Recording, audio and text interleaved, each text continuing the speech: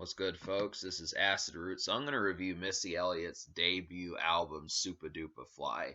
Now, this came out in mid 1997, and it kind of had some backdrop about it because originally she was in a group called Sista with a few other of her friends, and that was supposed to show up like in the mid 90s, 94, 95, 96.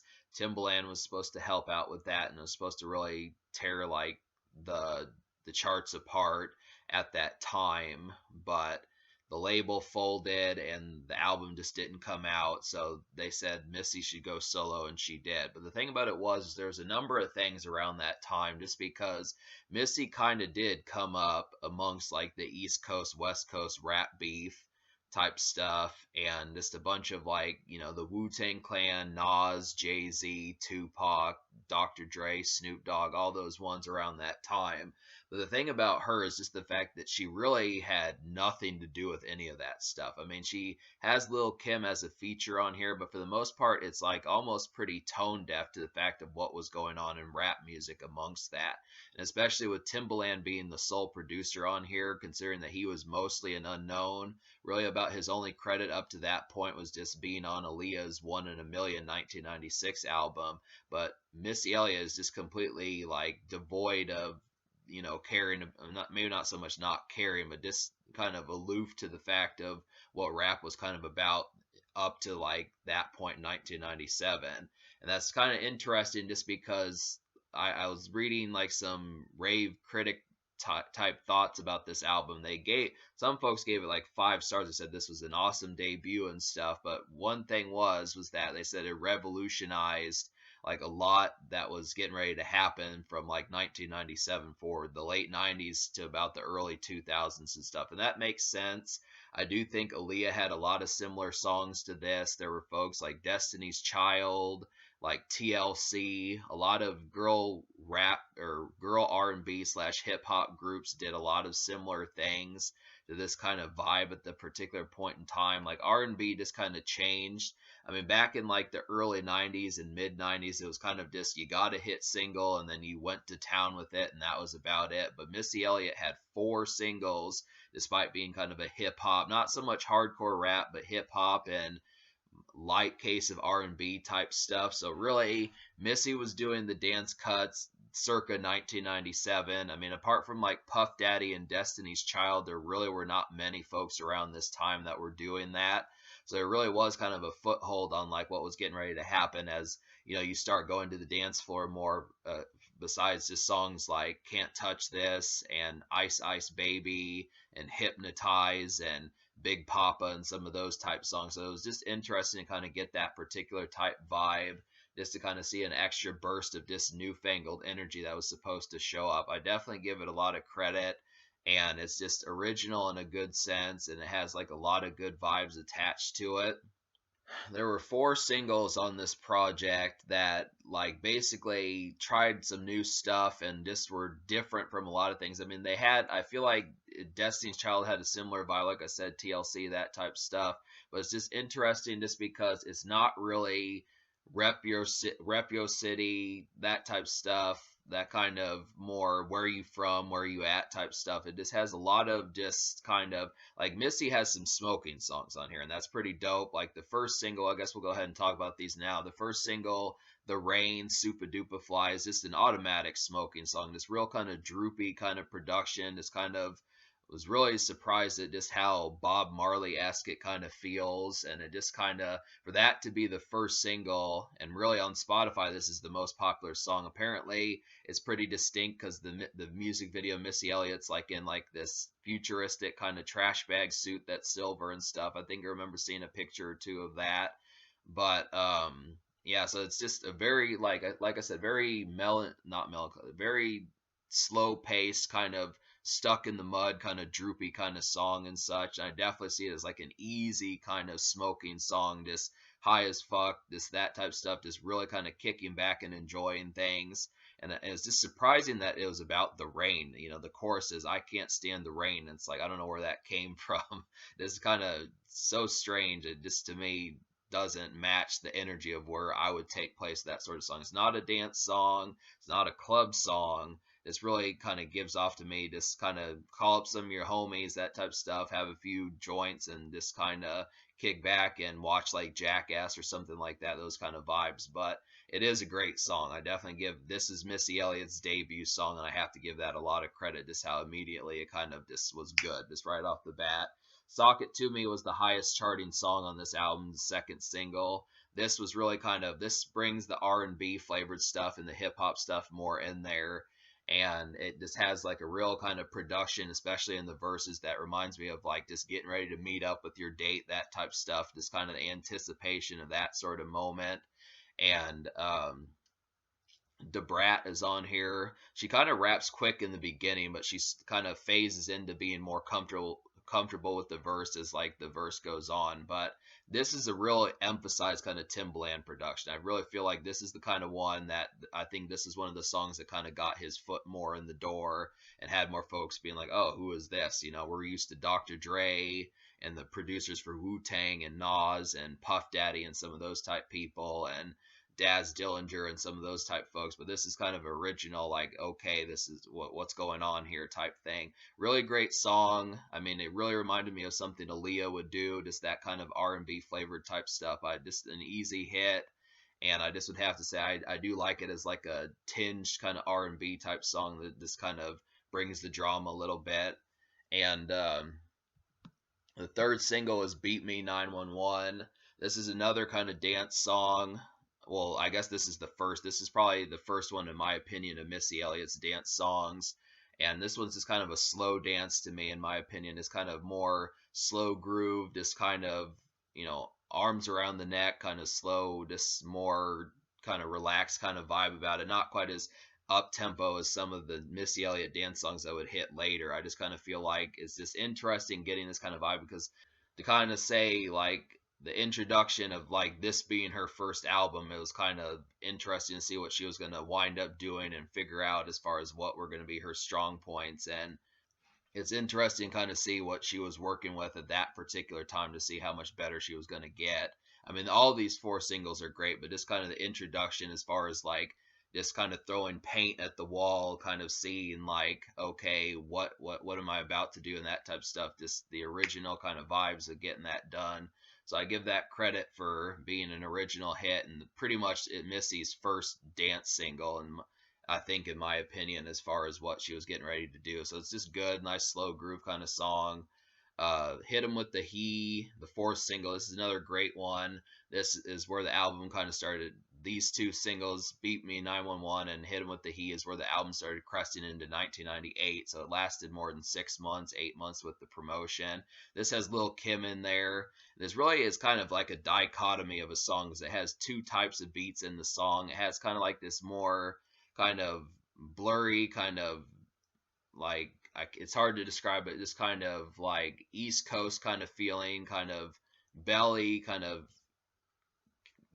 piano keys kind of bit in the verses where Lil Kim and Missy Elliott do their verses. Lil Kim goes first, and it just reminds me of a real East Coast kind of vibe. But then it switches into like this kind of swaggering kind of R&B type cut in the chorus, and Missy really pulls out the singing and just nails it. I mean, it really kind of gives her a lot of swagger, and this is like 10, 12 years before swagger was even a thing, but it's just a real, it kind of is halfway a rap song, halfway an R&B song, but I haven't really seen that too often in like rap songs, where it goes from rap to R&B and then back and forth at least 2 times just to be able to do it. I just really felt like the R&B flavored part where Missy sings and the hook kind of goes in, and it just has like a different kind of production that just has like a real kind of this oozing kind of suave kind of feel to it. It just is interesting how that kind of went. It was just good. I mean, it's halfway a dance cut in like Lil Kim's verse and Missy Elliott's rap verse, but it's just interesting that it's kind of like a fusion of that and how well it worked.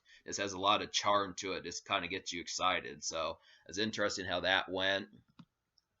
But yeah, so like, because this was Missy Elliott's first album, like I said, it didn't seem like she had fleshed out to the point where she realized like, okay, I'm going to be the dance cut woman and I'm going to have all these dance cuts. I mean, she had some good charming moments, and there's a number of things on here. There's a number of things on here that happen to be just charming in a sense. Like, I feel like if you want more songs like The Rain, if you really are hooked on that song and how hypnotic it is, there are some more smoking songs that are pretty kind of droopy, just like that. I would say Pass the Blunt with Timbaland, and then like which one is Izzy Izzy Ah, both kind of have like a real kind of syrupy, kind of oozing kind of feel to them that just really kind of are stuck in that type stuff. I just would have to say there are some dance cuts in like They Don't Want to Fuck With Me, The Getaway, and yeah, well, I would at least say They Don't Want to Fuck With Me and The Getaway, or some dance cuts on there, and then I would have to introduce like Beat Me 911 as another one. And like there's also like some pretty good flavored R&B on here. Like I really was surprised at how well Friendly Skies works. It's a slow jam. You know, I normally have talked about how Missy Elliott songs don't quite work as emphatically in slow jam type sense, but this is a really example of a good one. Get Snags a really good secondary feature from Genuine after his hit single The Pony, and it has that same kind of croaks that he does on that song on here, which is a nice touch. Definitely like that. And Aaliyah also shows up on this album, so they had done at least 2 songs together. She was also on Missy's 1999 album, but this kind of comes off as like a real mellow, kind of hazy R&B type song that works extremely well. So there's just a number of hits on here. There's only 13 songs, but I've talked about plenty, so I'm gonna go ahead and list the songs I recommend. All right, so the 9 songs out of 13 I recommend would be Sock It To Me, Best Friends, Izzy Izzy Ah, They Don't Want to Fuck With Me, Hit 'Em With the He with Lil Kim, Beat Me 911, Pass the Blunt, Get Away, The Rain, and Friendly Skies. I guess, yeah, there was 10 songs. Friendly Skies is 10, so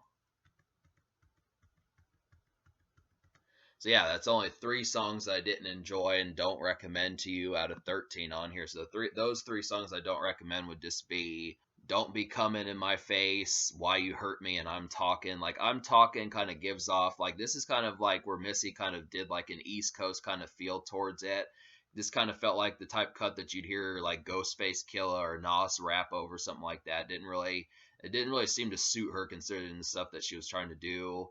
And Why You Hurt Me was kind of don't be coming in my face was kind of trying to be like a dance type cut, but did not nearly work as well as Getaway and They Don't Want to Fuck With Me, Sock It To Me, Beat Me 911, those type ones. Kind of it felt more like filler just in terms of the production didn't quite come off as attractive. I mean, really, you know, considering that this was some of the initial stuff, yeah, this was. I mean, Missy's pretty good at finding like those dance cuts, and she was definitely good at like the smoking songs around this time. But I kind of felt like this was not one that I saw wanting to get up and kind of get a groove to and that type thing. Why You Hurt Me was just kind of like a more kind of felt like kind of in the car, kind of contemplating things, kind of what's going on type thing. But it's just kind of like you know. But so yeah, I'll talk about for another brief moment about how some of these ones I would recommend just automatically for the ones for folks who weren't kind of more like in high school and in college back in like 1997 and stuff, who are kind of younger or just not quite as familiar with Missy Elliott. I would definitely say The Rain, Sock It To Me. I would say The Rain, Sock It To Me, Beat Me 911, Pass the Blunt, and like Friendly Skies are all examples of pretty great right off the bat songs that just kind of work well. I mean, when I say right off the bat, it's relative to 1997, and I think that's kind of the thing because I feel like this is very stark production on here. That's one thing about this album. This album has very stark production, and it just kind of feels like the sound, like Timbaland's sound, had not been quite fleshed out entirely. This is one of his initial projects where he was starting to get his producing helm kind of sorted. So a lot of these kind of feel a lot more stark and original in a sense, this prototype type stuff that's just kind of maybe not so much testing the grounds, but just the initial kind of things to where, you know, obviously a first person's project, they kind of get better with it and flesh it out more as later comes. I'm not saying this is bad, but it's just not as immediate as like some of the songs he would do later. I'm trying to think of a few like Get Your Freak On, that just has a way more immediate kind of hit feel towards it. And it's the same thing with like like the song she did with Ludacris, 1 Minute Man, and then some of the stuff that Timbaland produced for like Under Construction, like Work It. I definitely feel like some of those were just like right away type feels, but it's just kind of the concept of reviewing a first album is that you do have to you have to grin and bear, maybe not so much grin and bear like it's a bad thing, but just kind of grit out the concept of dealing with the initial kind of vibes and as far as what's kind of going on. But that's kind of how I feel like I'm going to give this album a 10 because of how good it is, but it's just kind of a patient 10, just because as much as I like this album, I still, if I would have to choose almost, I would still listen to like Lose Control or Work It or 1 Minute Man or Get Your Freak On compared to some of the hits on here. It's not to say they're bad, but the Missy's newer stuff just has a lot more flashiness that's a lot more immediate, but it is good. I'm sounding like, it's odd for me to say this about an album I'm giving a 10, but these are just some of the ones I would find immediate. Like Sock It To Me is an immediate one. The Rain is a great smoking song. Pass the Blunt's a great smoking song. Beat Me 911's a great slow groove kind of song. And Friendly Skies is a great slow jam kind of song, bedroom boom kind of stuff. So it's just kind of, that's the concept there. There's plenty of hits on here. I feel like the 10 songs I listed all work for different variables, but it's just kind of, you have to understand that Timbaland and Missy were kind of fleshing out a style that would wind up warping the sound of like rap music for a good 5-6 years or more, and then it just would continue to be improved upon. This is kind of the thing. So that's what you have to pay attention to. But yeah, I'm going to give this album a 10 out of 10. And the social score, I'll basically give like a 9 out of 10 just because 4 hit singles. Lil Kim had a cool feature.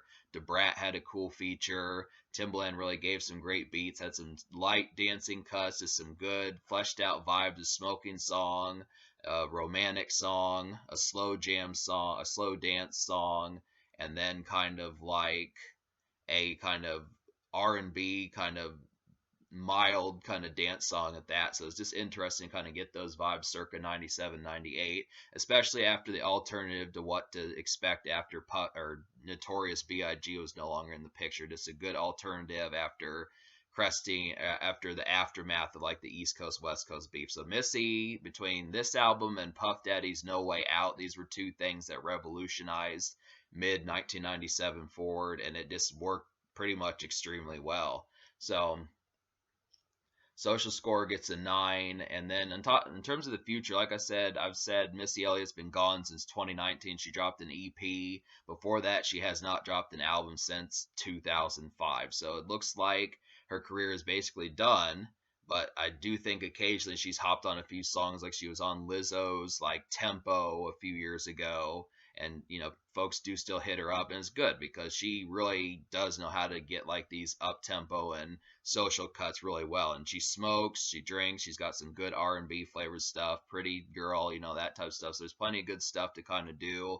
This is interesting, kind of get that. But yeah, I've completed Missy Elliott's catalog now. There's like a few kind of off to the side things I'm going to eventually get to, but for the most part, this is some good stuff. But yeah, this gets a 10. Even though I gave this album a 10, I still feel like Missy Elliott has some better gems elsewhere, but this is an awesome album.